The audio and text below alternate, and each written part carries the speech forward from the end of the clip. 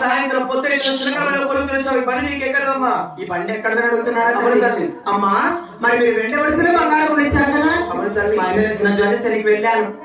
గెలుము గెలుము 16 గెలుములు తిరిగాను. తిరగ 4 దిక్కులు పాలు చూసి వెంట వరుసల బంగారములతో కేకలేసి కుమరగాలతో. అవును తల్లి.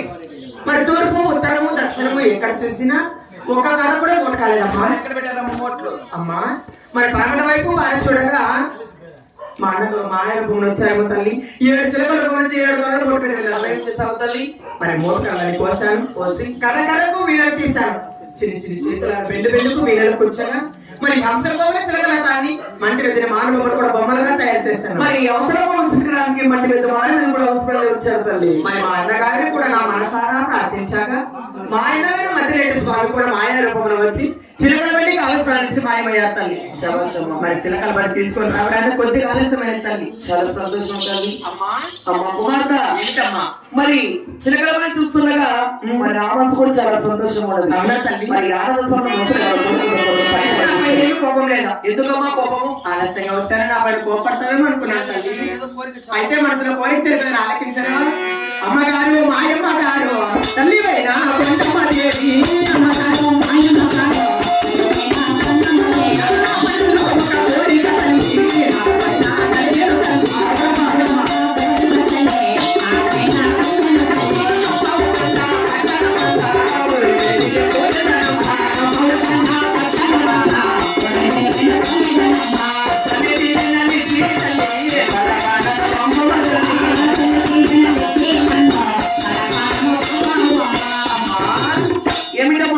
చిలకల బండి చూస్తుంటే నా మనసులో ఏమనిపిస్తున్నదంటే చిలకల బండిలో కొలువు తీరి వార శనివారం ఒక పొద్దులతో మన పావకొండలో ఊరి మెరుగు వెళ్ళాలని మనసులో కోరిక.